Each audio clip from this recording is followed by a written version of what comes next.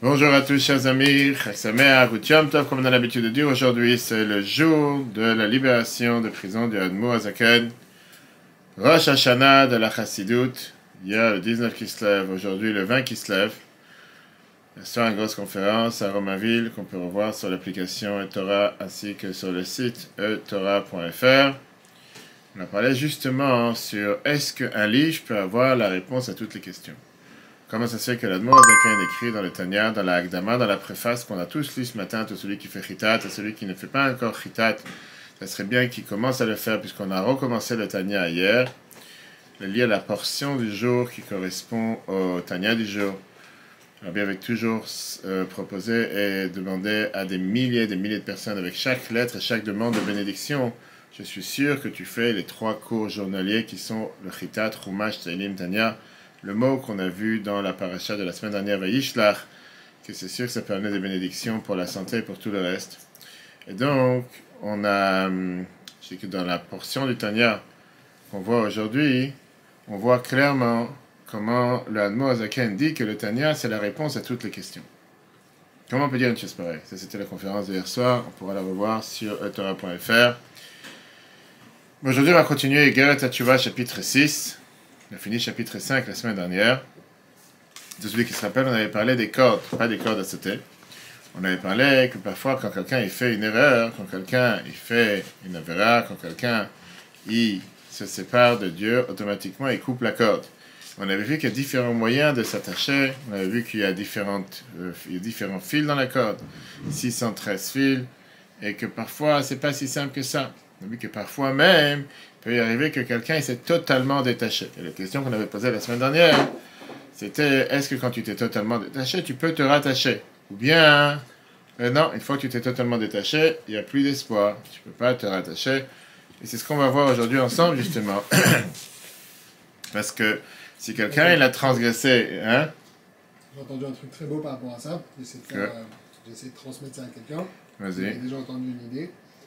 Justement, quand tu viens recoller, comme tu viens rattacher la corde, tu fais un nœud pour la rattacher, donc du coup la corde elle est plus proche, donc tu te trouves plus proche d'Hachem. Si tu veux. On va tout de suite voir aujourd'hui justement, puisqu'on avait vu qu'un juif il tient cette corde divine, on avait expliqué les cours précédents, Tachouvé, qu'on a le devoir de remettre le à sa place, le du nom de Dieu, mais on a dit qu'il y a des fautes qui coupent la corde totalement. Et donc, on va voir aujourd'hui la question du siècle, la question qui fait débat que tout le monde connaît. Comment ça se fait que tu vois des Rechaim, Racha, Vetovlo?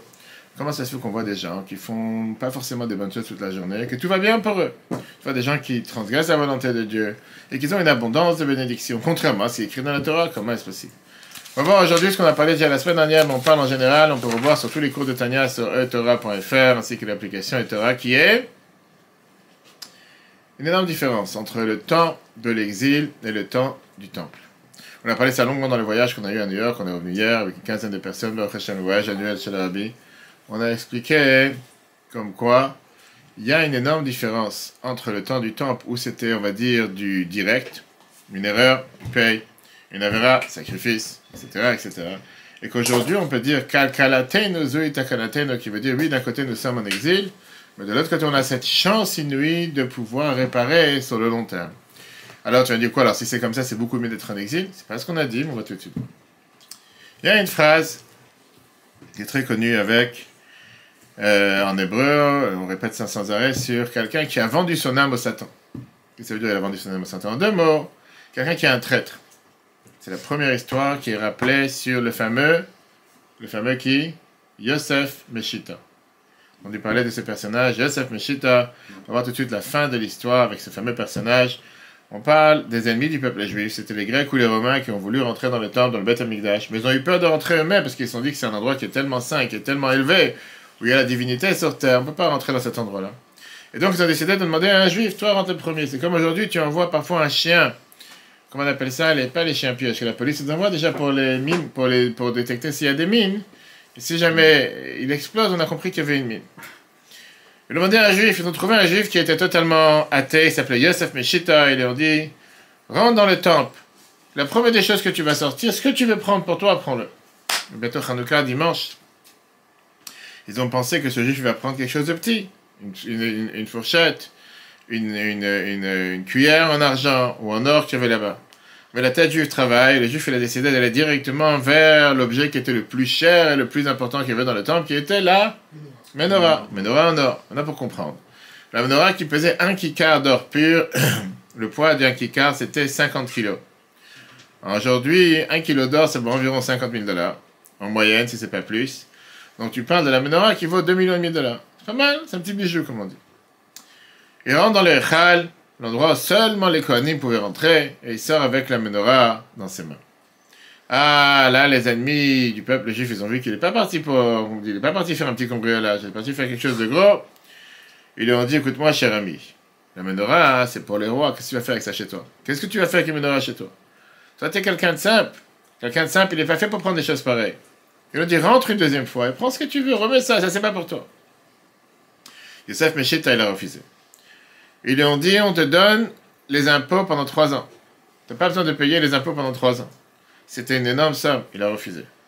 Et qu'est-ce qu'il a dit comme phrase?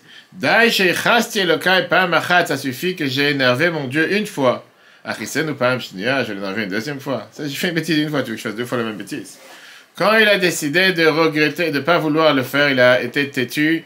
Ils ont décidé de le tuer de manière la plus cruelle, en crevant son corps avec des clous dans tout le corps, avec des énormes atrocités, des énormes souffrances.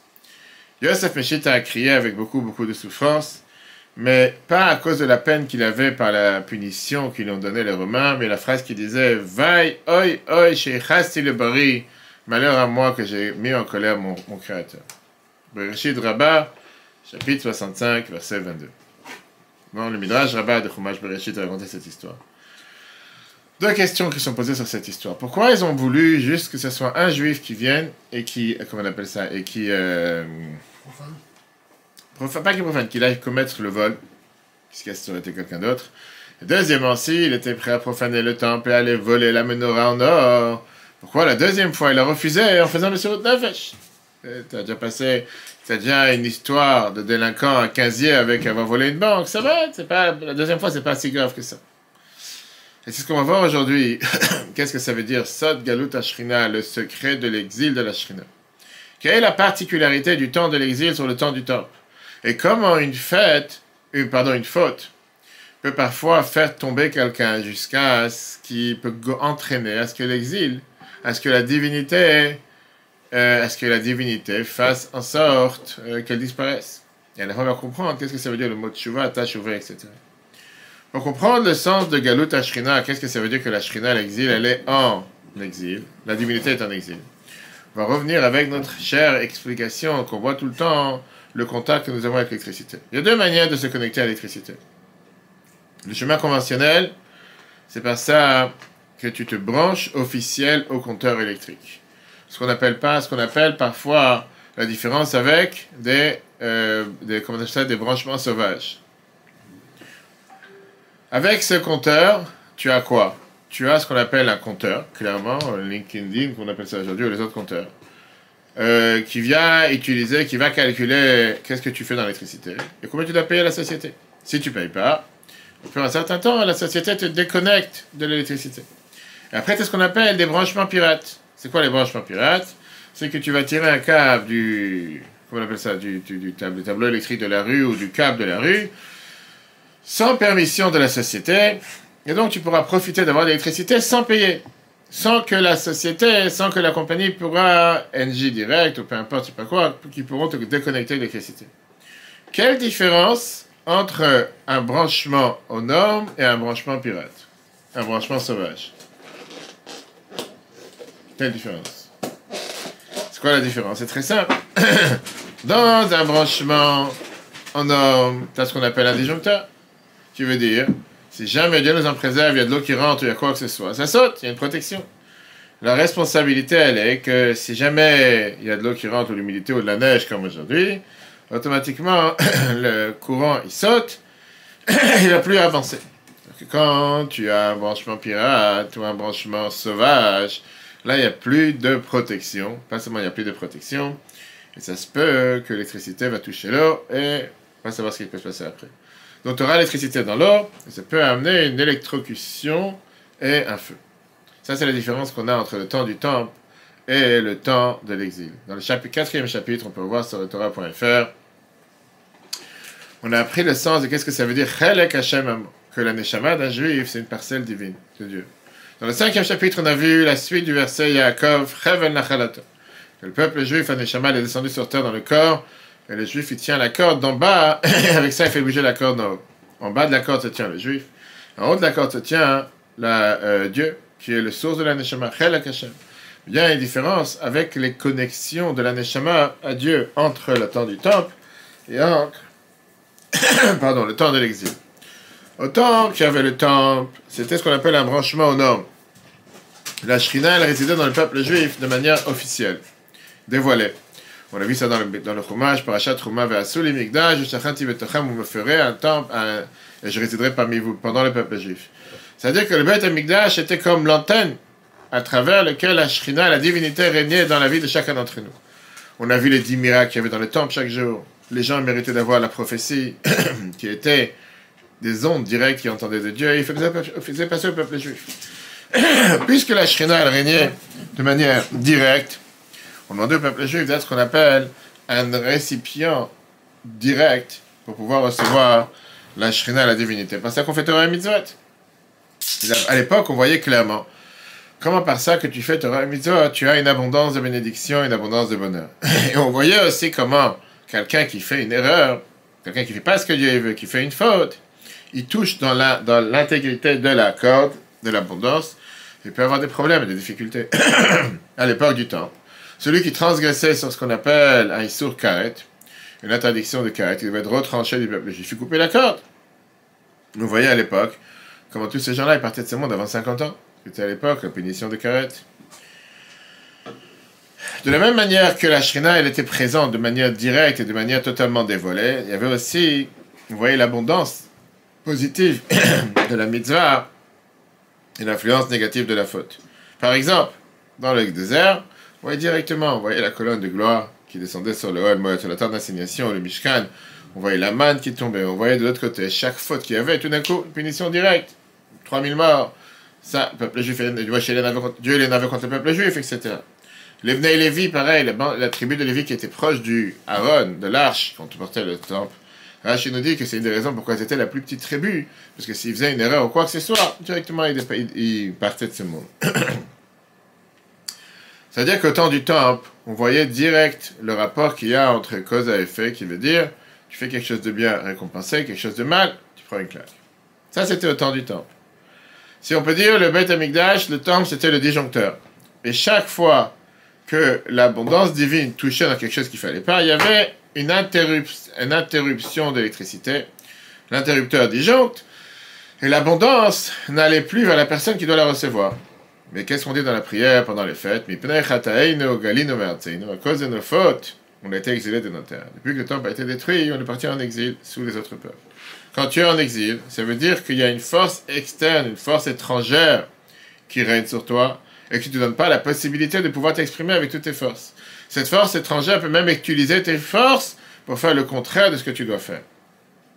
Le peuple juif représente le côté de l'Akdusha. Les nations représentent le côté qui est la Klippa, les forces du mal. Quand on est descendu en exil, l'Akdusha, la divinité, la sainteté est aussi partie en exil avec la Klippa. Ça, c'est la phrase que les Chachamim nous disent, que la Shrina, la divinité, est descendue avec les peuples juifs en exil. La Midrash te dit, le Chol Makam Shegalu Israël, Shrina Emahem. Chaque endroit où le peuple juif a été exilé, la divinité est avec eux. Galou le Bavel, Shrina Emahem. Galou le Edom, Shrina Emahem. On était en exil à Babylone, la divinité est avec nous. L'exil d'Edom, l'exil de nos jours, la divinité est aussi avec nous. C'est jusqu'à l'exil. Jusqu'à l'exil, le peuple juif n'était pas soumis aux nations du monde qui représentaient les forces du mal. Ils recevaient l'abondance directe de Dieu, en fonction de comment ils faisaient la volonté de Dieu. En exil, on est soumis aux nations du monde. Et donc l'abondance passe à travers eux, passe à travers les forces du mal, les forces de la Klippa. Ça, c'est ce que ça veut dire. Sod Galut Ashrina. La divinité, elle est là, elle réside parmi nous. Sauf qu'elle ne vient pas en direct, elle vient en manière, comment on appelle ça? Il y a un moyen de pouvoir aller direct, il y a en détour, pas de manière droite, par les forces du mal et le sitracha. En langage de la Kabbale, on parle de la dernière lettre du nom de Dieu, le He, par lequel vient l'abondance du peuple juif qui est descendu en exil. Et à travers elle, on peut recevoir aussi cette abondance. Mais non, réalité, la règle générale que Dieu a mis en place dans la Torah, c'est que quand tu fais la volonté de Dieu, tu reçois cette abondance du côté de l'Akdusha. Du côté de la Klippa, qui est force du mal, ça n'existe pas. Tu fais quelque chose de bien, tu mérites. Pourquoi? C'est très bien ce qu'on avait dit quand on est sorti d'Égypte. Pain gratuit n'existe pas dans la Torah. Dieu il attend que tu fasses un effort, tu as une récompense. Les nations du monde et les animaux peuvent recevoir leur vie et leur vitalité et leur abondance sans que Dieu leur demande de faire les 613 commandements. Ils n'ont pas le devoir de faire les 613 commandements. C'est comme une connexion, qu'on appelle ça, sauvage, pirate, que quelqu'un il utilise l'électricité sans payer dessus. C'est pour ça que pendant que nous sommes en exil, on ne voit pas le lien direct qu'il y a entre la Shekhinah et le peuple juif. Tu ne vois pas tout le temps comment par ça que tu fais une mitzvah, tu reçois cette abondance. De l'autre côté, on ne voit pas non plus comment parfois quand quelqu'un il fait une erreur, il déconnecte ou bien il coupe la corde. Parfois tu peux avoir quelqu'un qui ne fait pas la volonté de Dieu et néanmoins il est nourri par les forces du mal. Avec ça on répond à la question qu'on a demandé au début du chapitre 4.4. Comment est-ce possible que tu as parfois des gens qui ont pu faire transgresser un Issur Karet, une des péchés les plus graves, et continuent à vivre comme il faut jusqu'à 60 ans et plus? Et la réponse, elle est parce que le fait que nous sommes en exil, on n'a pas ce qui se passait au temps du temple, qui veut dire dans laquelle, à l'époque, la divinité, elle était en direct. En tant que l'exil, tu peux parfois transgresser la volonté de Dieu et néanmoins recevoir l'abondance par des forces pirates, des forces sauvages. Regardons au début du chapitre 6. Perek Vav, Amnam, néanmoins, tout ce qu'on vient de dire jusqu'à présent, Zéo Bisman chez Israël, Chayu Israël, le Madrigal Yona, quand le peuple juif était dans un niveau très élevé. Shaita, Ashrina, Sharab Israël, quand la divinité régnait par le peuple juif et Beth Amikdash dans le temple. Faz la Yumekablim, Chayut Blegoufam, à ce moment-là, on ne recevait pas la vitalité dans notre corps. Akalede, Anefesh Elokit Levada, seulement par l'intermédiaire de l'âme divine. Prinat Plimut Chef, par la profondeur de l'abondance, Shemashpia et Tsebaruch, que Dieu il envoie. Aledeh Shemavaibar, ou par le nom de Dieu, comme on a vu, les 4 lettres du nom de Dieu, comme on l'a expliqué dans le chapitre précédent, qu'on peut revoir sur le Torah.fr. Une fois qu'on est descendu de notre niveau. Regarde, on a entraîné avec nos actions Sod Galuta Shrina, le secret de l'exil de l'âme, de la Shrina, de la divinité. Que Moshe Katouf, comme c'est écrit au Bipichem, à cause de votre faute. Shul Chaim Chem, votre mère a été renvoyée dans Isaïe. Dain, ça veut dire Shiyar, qui est descendu, Ashpa, Adprinat Heitata, l'abondance et l'influence du dernier niveau, du dernier He, du nom de Dieu. Finishtal, Sheila et Madrigal est descendu de niveau en niveau, le Matamata très bas.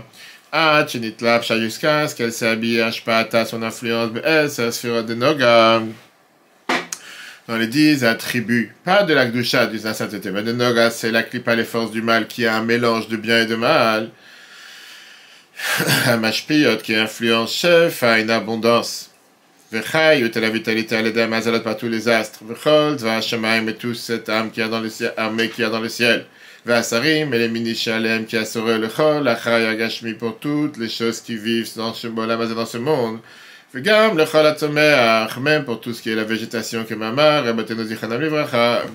Comme nos sages nous disent, Ein lecha koles emil matar, dans le Midrash Rabbah de Bereshit, chapitre 10, tu n'as pas un morceau de pelouse dans le monde d'en bas, chez le mazal, qui n'a pas un mazal dans le monde d'en haut, qui le tape et lui dit grandit. Il n'y a pas une chose sur terre qui ne vit pas à travers la divinité. Tout vit à travers Dieu. La question, elle est, comment et quoi? Est-ce que c'est de manière directe ou de manière indirecte? Est-ce que c'est aux normes ou est-ce que c'est sauvage? Donc il est dit c'est normal que Yachol, Gam, Achote, tu peux même avoir un fauteuil au poche Israël, ceux qui sont les fauteuils du peuple juif. Le Kabel, Chayut, le Goufam, qui peuvent recevoir la vitalité dans leur corps, Venafsham Abamiut, et dans leur âme animale, que Moshe Abba Lechaim, comme tous les autres êtres vivants, animaux, Mamash, Moshe Katou, comme c'est écrit, Nimshal, Kabeimot, Ninmu, on a été comparé à des animaux, dans le Tehillim, chapitre 49. Donc ça, c'est par rapport à ce qui se passe dans quoi? Par rapport à ce qui se passe dans la différence entre le temps du temple et la différence entre ce qui se passe dans notre temps. Au temps du temple, c'était du direct. Machenken, ce qui n'est pas la même chose dans notre jour, puisqu'il n'y a pas du direct. automatiquement, tu peux très bien avoir quelqu'un qui ne fait pas la volonté de Dieu, et alors, quand même, recevoir quoi? Qui ne fait pas la volonté de Dieu, et recevoir quand même l'abondance de tout ce qu'il a besoin. Est-ce qu'il la reçoit de manière directe? Non, on l'a dit tout à l'heure. C'est exactement comme branchement neutre, branchement aux normes et branchement pirate. Donc ça, c'est une réponse à une question que des fois les gens te disent comment ça se fait que parfois tu as des gens qui ne font pas la volonté de Dieu. Tu vois bien? Effectivement, tout vit par Dieu. Les animaux, les plantes, tout ce que tu veux, sans différence. La différence, elle est comment tu reçois. Alors tu peux dire qu'est-ce que j'en ai à faire? L'essentiel, c'est que je reçois l'électricité. Oui, jusqu'au jour où il y a un problème. Aujourd'hui, le jour de la libération des prisons d'Admo Azaken, une fois, il est venu défendre le peuple juif. Il a dit la phrase suivante. Maître du monde, si tu aurais mis le monde futur devant nos yeux et les plaisirs de ce monde dans les livres, à ce moment-là, tu aurais pu venir avec un argument pourquoi un juif y faute. Mais le problème, il est que tu as mis devant nos yeux tous les plaisirs et les fantasmes matériels de ce monde.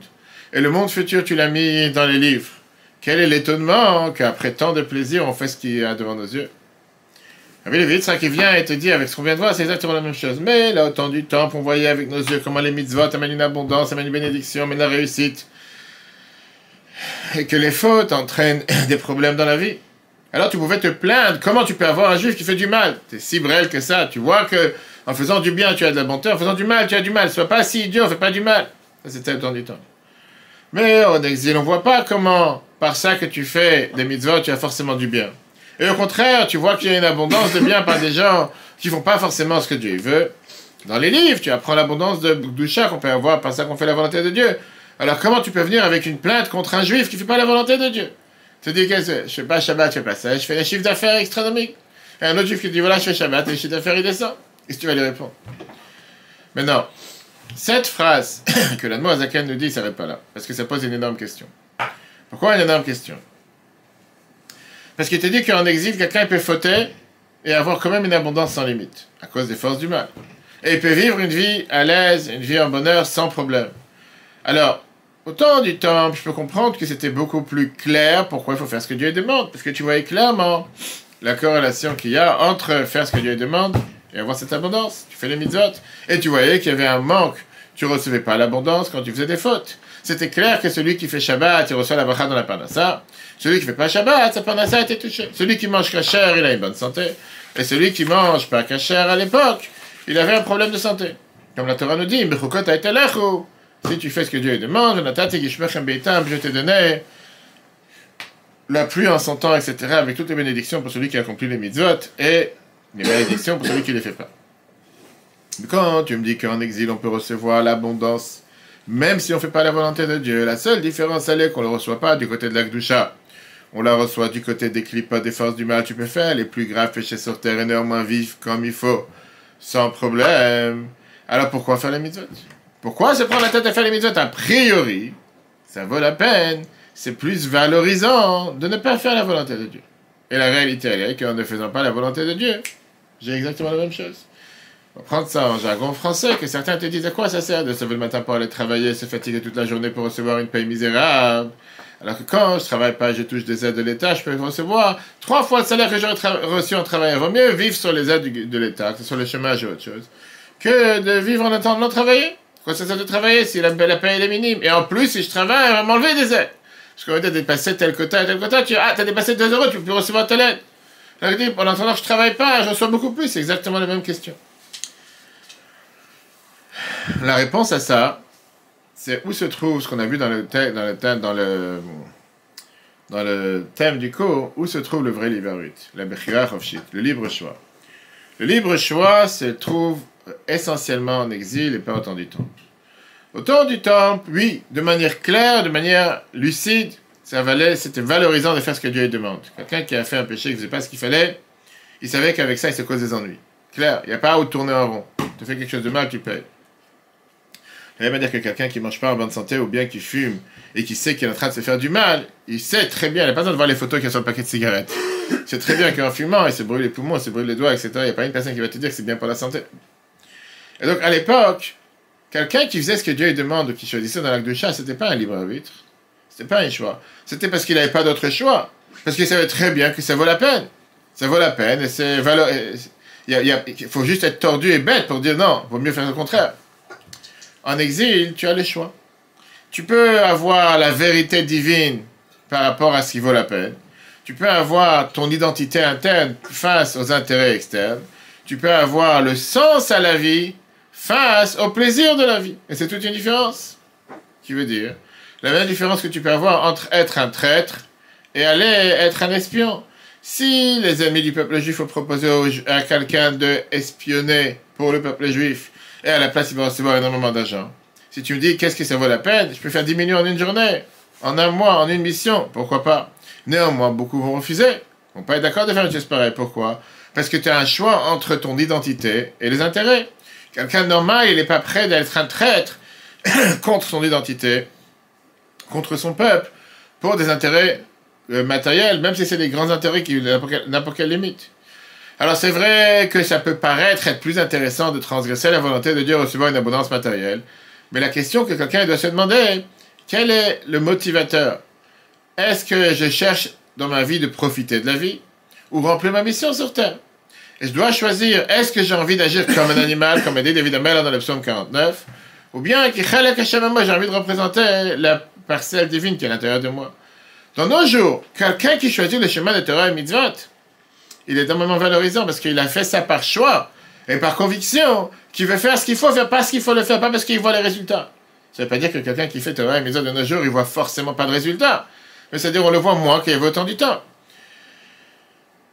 Et c'est aussi la même chose par rapport au choix d'un non-juif de vouloir devenir juif, de se convertir.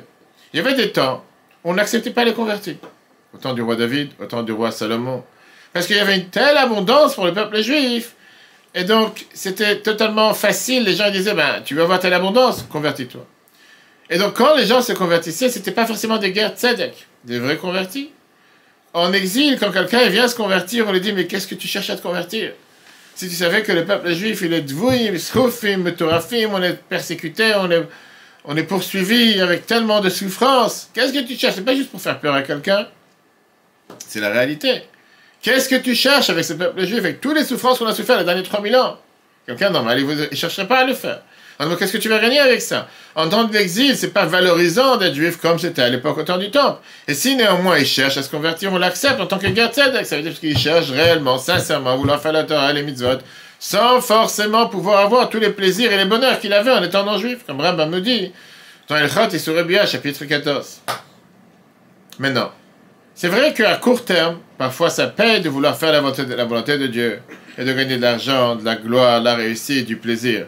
Mais ça, c'est seulement à court terme. Sur le long terme, il y a une fin à tout ça. Parce que le long terme, on te donne toujours la facture. Soit du restaurant, surtout ceux qui vont à New York, ou dans les autres endroits, et à la fin, on ne te demande pas ton avis. On te dit à la fin, gratuité. C'est pas combien tu veux donner de types ou de trucs. On te dit, tu as le choix entre 18%, 20%, 25%. C'est même pas, c'est pas, et si j'ai pas envie. Il n'y a pas de si t'as pas envie. Tu dois donner. Maintenant, la question est si tu vas donner 20% ou 25%. Tu te dis, c'est exorbitant. Déjà, les plats, c'est tellement cher. Et en plus, je dois rajouter. Il y a des restaurants, c'est affiché d'office sur la carte. 18% le tips. Ça veut dire que quand tu sais que tu as acheté, je sais pas, quelque chose pour $50 ou $60 ou je sais pas quoi, tu dois rajouter 18% quoi qu'il arrive. Ok. Donc là, tu vas la recevoir. Comme j'ai dit tout à l'heure, tu peux profiter d'un branchement pirate, un branchement sauvage pendant un long moment. Quand on découvre la farce, tu devras payer toute l'électricité que tu as volée, avec des amendes, avec des intérêts, avec des punitions.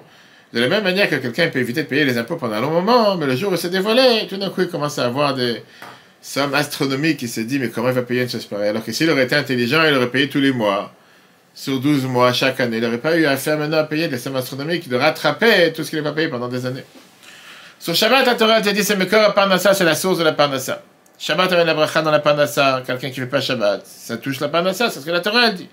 Ça se peut que pendant le temps de l'exil, quelqu'un qui ouvre le magasin Shabbat, il va gagner énormément d'argent. Il va te dire, regarde, chiffre d'affaires que je ne fais pas toute la semaine. Ça peut continuer pendant de nombreuses années.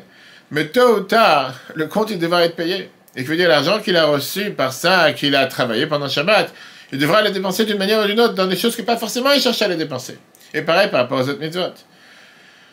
Regardons comment l'Admor Azaken dit ça. Ve'ad rabba au contraire billette, assez devait être encore avec plus grande force. Et puis, mais voir les Zohar Kadosh comme c'est expliqué dans les Zohar Parashat Pekudei, dans la Parashat Pekudei, Shekol, chef avechayut, tiens, qu'abondance et vitalité anishpet, la dame interton qui est influencée, qui est donnée à l'homme dans Barbisha, averega, au moment, chez Osara Ben Hashem, qui fait le mal aux yeux de Dieu, qui se conforte pas, qui ne conforte pas, qui n'est pas conforte avec la volonté de Dieu, le maaser, bedibour avec la parole, ou avec les actions, ou avec des mauvaises pensées.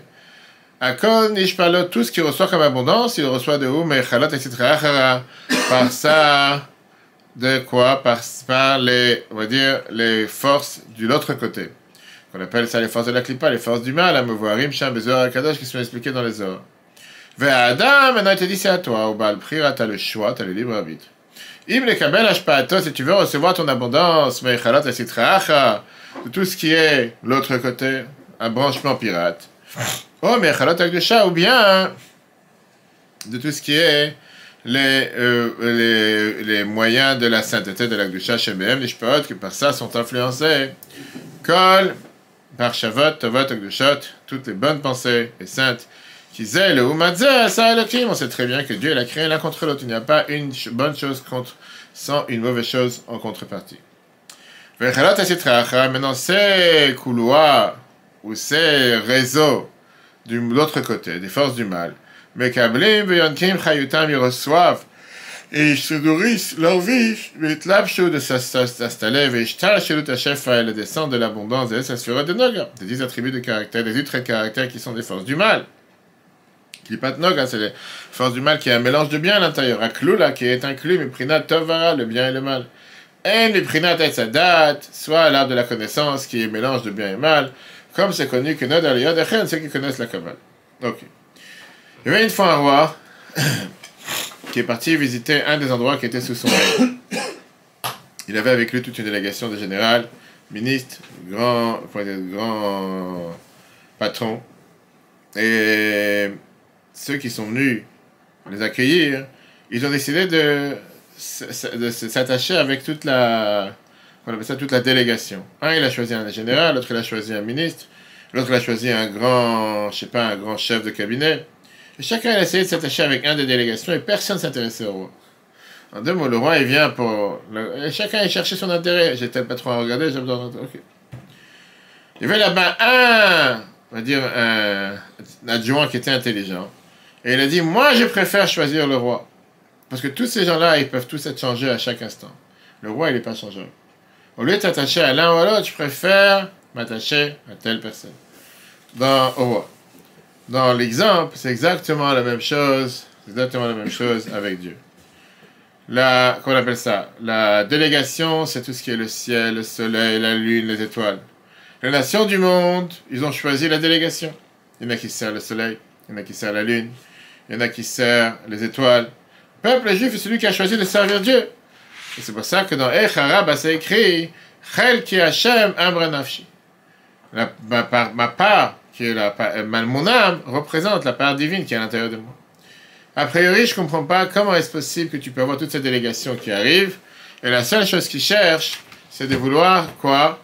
De vouloir s'attacher à qui? La seule chose qu'ils cherchent, c'est s'attacher avec qui? Avec tous ceux qui sont les ministres, les princes, etc. Pourquoi ne pas vouloir s'attacher avec le roi directement? Il n'y avait pas longtemps le président Macron qui est parti aux États-Unis. Et qu'est-ce qui se passe? Avec une délégation, je ne sais pas, de Bernard Arnault, je crois, toutes les grandes fortunes, etc. Et imagine-toi que tous ceux qui sont partis là-bas ils te disent que oui, je ne suis pas venu voir le président des États-Unis, je suis venu voir le secrétaire d'État, je suis venu voir telle personne, ça c'est ce qui m'intéresse. Le président, c'est pas grave, j'ai pas besoin de lui. Quelqu'un de normal. Tu viens avec la délégation du président, c'est pourquoi? C'est pour rencontrer le président, pas pour rencontrer des sous-traitants ou des autres personnes. Alors comment est-ce possible que tu peux avoir parfois des gens qui sont considérés bêtes et qui te disent que... Combien tu peux avoir des gens qui sont considérés bêtes et qui te disent non, moi ça m'intéresse pas le roi, ça m'intéresse les sous-traitants. Viens explique le rabbi dans un merveilleux discours qui vient et qui te dit la chose suivante. Le discours que le rabbi a prononcé Yudalef Nissan 1971, c'est un des Mahamarim, discours chassidique du rabbi de base. Comprendre le lien que nous avons avec Dieu, qui est très riche. Yom HaShta'asa, le jour de rabbi, c'est le jour de ton anniversaire. Pour ses 70 ans. Et la question, elle n'est pas qui est plus important, qui est moins important. Tout le monde est d'accord que le roi est le plus important. La question, elle est, à qui ça vaut plus la peine de s'attacher? Est-ce que je vais avoir plus de bénéfices en m'attachant à la secrétaire ou en m'attachant au directeur? Le roi, il n'est pas mélangé dans tout ce qui sont les détails de la vie de tous les jours. Le roi, à s'attacher au roi, ne peut pas m'aider si jamais j'ai un problème de permis de construire. C'est pas en allant voir le président que ça va changer quoi que ce soit. Ou bien me donner l'autorisation de faire un rond-point ou de créer une route devant mon bureau. Ou bien me donner un budget pour telle ou telle chose. Pour ça, il vaut mieux m'attacher au ministre des Finances, au ministre des Transports, etc. Ceux qui écrivent le chèque. Et de eux, je vais avoir beaucoup plus d'abondance.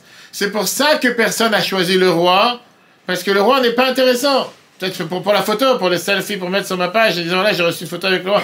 Mais tard, qu'est-ce qu'on dit? Quand j'ai besoin de quelque chose, j'ai besoin de ceux qui sont avec les chaînes de commande.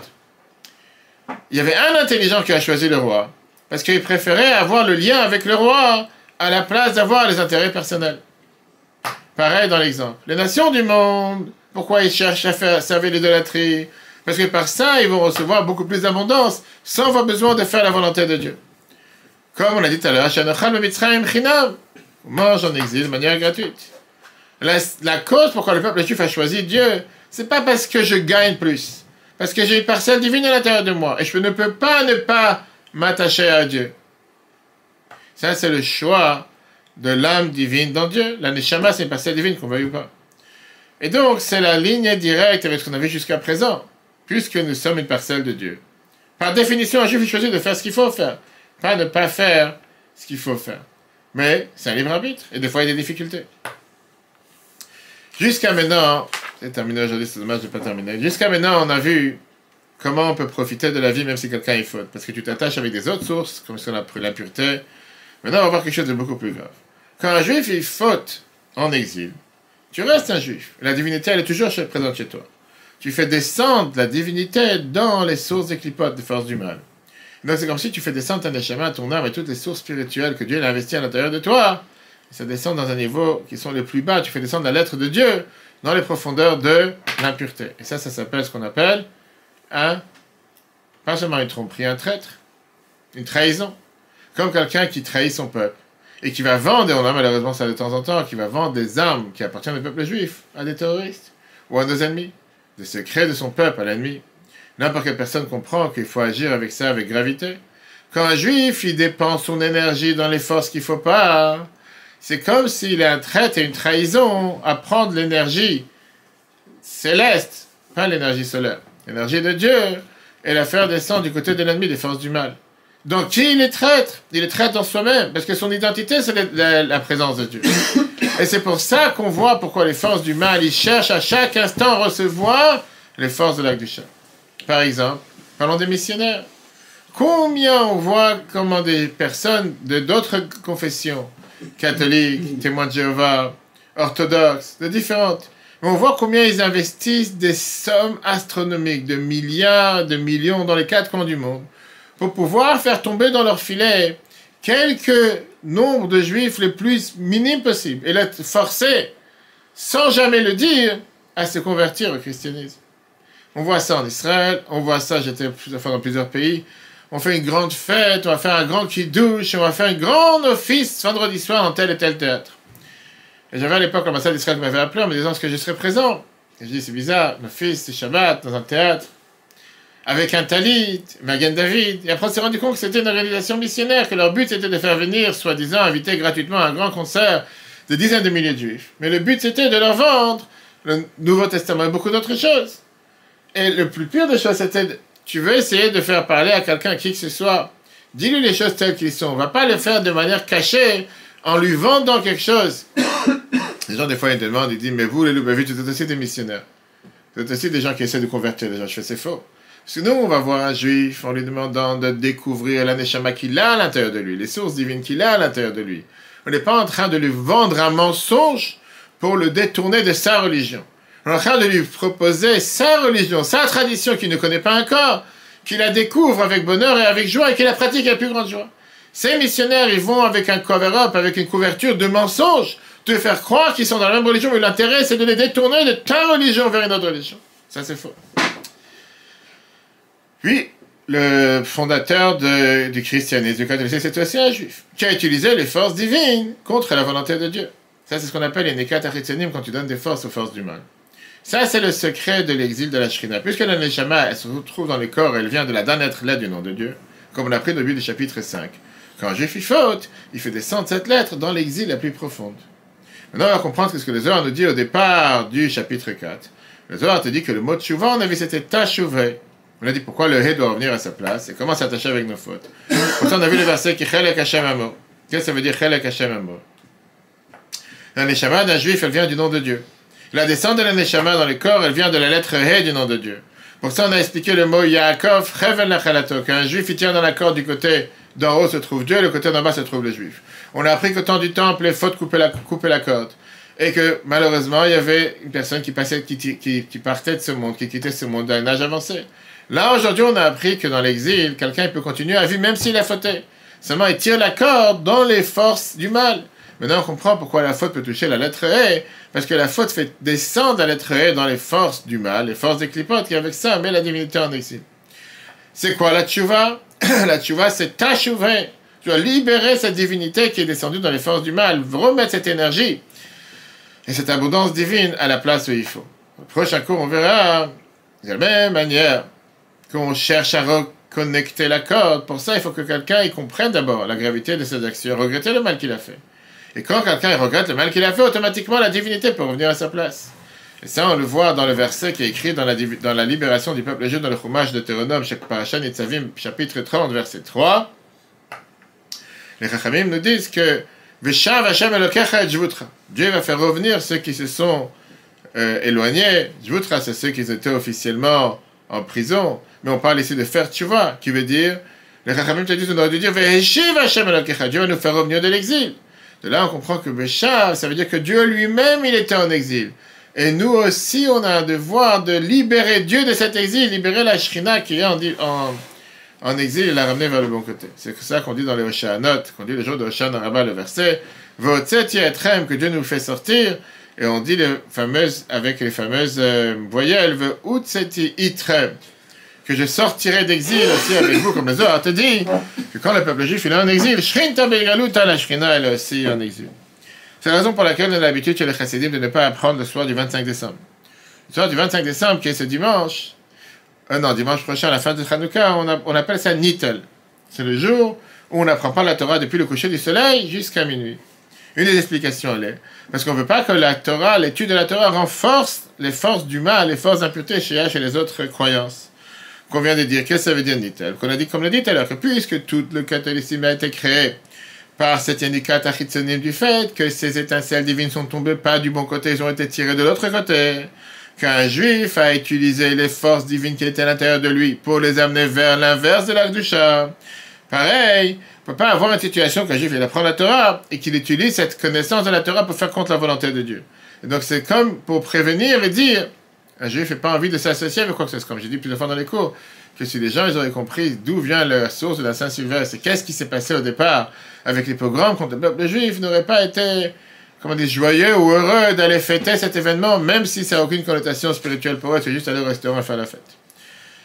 Dans les paragraphes, Yaakov Chevel Nachalato, c'est écrit al la Machal par exemple, moi, Chevel comme la corde, chez Rosh Hashanah, qu'elle a une tête en haut, Rosh Hashanah le matin.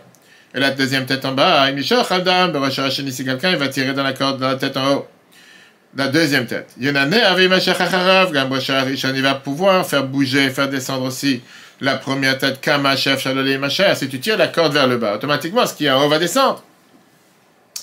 Kachamamash, de la même manière, Beshoresh Eshmat et Adam, la source de l'âme de l'homme, ou Mekora est sa source qui vient de Prinat Etata, du dernier ré de la nom de Dieu, qu'on a mentionné tout à l'heure, ou Mamshir qui fait descendre, Morid Ashpata, son abondance, elle déma à Savarim, à cause de ses mauvaises actions, Marchemotav et ses pensées.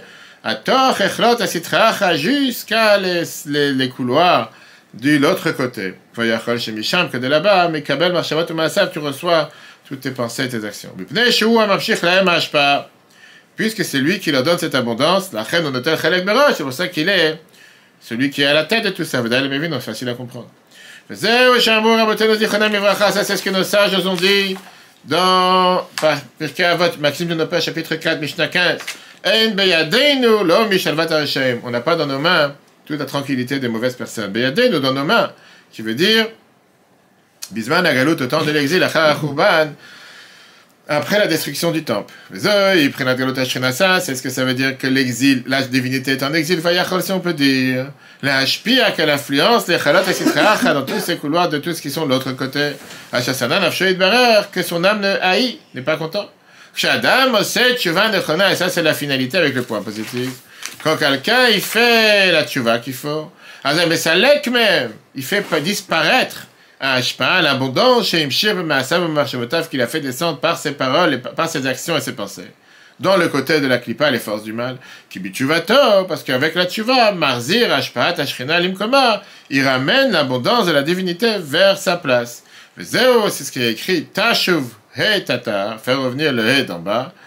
Miprinat Galut, on parle maintenant du point de vue de l'exil. Donc moi j'ai gâteau comme ça écrit, Veshav Hashem Elokecha Jvutra, Dieu va te faire revenir, que le mar, ça veut dire Im Jvutra, avec ce qui a été exilé. Comme les Chachamim nous disent, Veheshiv le Nehemar, c'est pas écrit le mot Veheshiv, Ela Veshav. Shav veut dire que Dieu va revenir ensemble avec celui qui a été dans les forces du mal, puisque la divinité qui a été exilée va être libérée. Il y avait une fois un juif, Talmid Chacham, avec une barbe et péote, qui a décidé d'aller dans une telle université où là-bas il y avait une atmosphère anti-juif totalement contraire à la religion, avec des croyances, d'autres croyances, etc., etc. C'était l'année après le décès du rabbi précédent, 1950, et avant que le rabbi devienne officiellement rabbi. Le rabbi a écrit plusieurs lettres en lui demandant de faire attention, de ne pas faire un tel étape, un tel démarche. Le rabbi a écrit qu'en tant que chassid du rabbi précédent, sache que où tu vas, le rabbi va avec toi. Et donc quand tu vas dans telle université, tu prends avec toi le rabbi précédent vers le bas. Et si tu vas dire que tu es prêt à te déconnecter du rabbi précédent, tu n'as pas besoin d'être son chassid. Sache que si c'est comme ça, le lien il est à double tranchant. Et si toi tu décides de te déconnecter de lui, le rabbi n'est pas prêt de se déconnecter de toi. Tu peux penser que tu veux te déconnecter, mais le rabbi ne veut pas. L'égot Kodesh, volume 4, la lettre 809. Qu'est-ce qu'on vient de voir dans ce chapitre 5 qu'on vient de finir? En exil, un juif peut recevoir les forces et l'abondance des forces du mal, de l'impureté. Donc il peut transgresser sur des avérotes qui sont correctes et malheureusement continuer à vivre comme il faut. Plus que ça peut te faire descendre la divinité dans les forces du mal. Revenons à l'histoire qu'on a commencé au départ. Yosef Meshita, on a demandé pourquoi ils ont demandé à un juif de rentrer et pourquoi il a refusé la deuxième fois. Maintenant on comprend. Les ennemis du peuple juif, ils savaient que pour recevoir l'abondance de l'Akdusha, ils ont besoin d'avoir un juif qui va trahir son peuple et qui va faire descendre l'abondance de l'Akdusha, de la sainteté vers l'impureté. Et donc ils ont pris un juif que lui va prendre les ustensiles du temple dans leurs mains. Au départ, il n'a pas fait attention à ça, il n'a pas fait attention à la particularité qu'il a en tant que juif. Et il n'a pas fait attention pourquoi ils l'ont choisi particulièrement lui. Il a regardé l'intérêt superficiel en disant ça vaut la peine de prendre cette menorah en or. Mais une fois qu'il est rentré dans le temple, il a été tellement imprégné de cette kedusha, de cette sainteté qu'il y a dans le temple, que ça l'a réveillé de manière qu'il ne peut pas rester en exil. Il doit libérer cette shrina, cette divinité qui est en exil. Il l'a compris. Quelle force spirituelle j'ai à l'intérieur de moi. Il était prêt à ne pas grogner la volonté de Dieu en se disant, il est prêt à donner sa vie pour ne pas être un traître. Et il a donné sa vie pour Kiddush Hashem. On peut dire que là, ce qu'il a gagné, c'est le fait qu'ils ont cherché un juif comme lui. Ça lui a rappelé que malgré toutes tes actions, tu n'es pas un non-juif. Malgré toutes tes actions, tu ne peux pas être un traître. Malgré toutes tes actions, tu es quelqu'un qui est juif et tu as une échama à l'intérieur. Ça l'a réveillé à faire, mais c'est votre nefesh. Ça, c'est l'enseignement qu'on apprend de ce cours, chers amis. C'est vrai que quand tu apprends le chapitre 5, tu peux te dire on est totalement déprimé. Parfois, tu peux faire des erreurs et tu te dis je fais descendre la divinité sur terre, je fais descendre l'abondance de Dieu sur terre. C'est grave et c'est gravissime. A priori, l'exil, c'est plus pire que le temps du temple. De l'autre côté, on a la lumière au bout du tunnel. Au temps du temple, on ne pouvait pas tout le temps faire tchouva. Comme on l'a dit tout à l'heure, c'était du direct. Une fois que tu as fait une erreur, tu avais la sentence qui tombait automatiquement. En exil, puisqu'on peut vivre à travers les clipotes, on a toujours la possibilité de faire tchouva, de rattraper. Plus tu comprends la gravité de la trahison, de la faute, avec ça que tu entraînes à l'exil de la divinité, par ça tu peux te réveiller encore plus et faire descendre la shrina, la divinité de l'exil, la sortir, de l'exil et la ramener à sa place. Maintenant qu'on a appris que c'est possible, chapitre 7 qu'on verra la semaine prochaine, on verra comment est-ce possible. Maintenant on a vu qu'il ne faut pas désespérer. On peut faire des erreurs.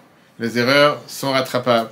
Tu as coupé la corde, tu peux la recoller. Tu n'avais pas la glu 3, tu peux la recoller d'une manière qu'elle va plus se découper. Et comme il a dit le rabbin Gabriel au départ, parfois tu peux même arriver à faire en sorte que tu seras même plus proche de Dieu. La question elle est comment on fait une chose pareille. Chapitre 7, si Dieu veut la semaine prochaine. Le cours en replay sur etora.fr, l'application etora.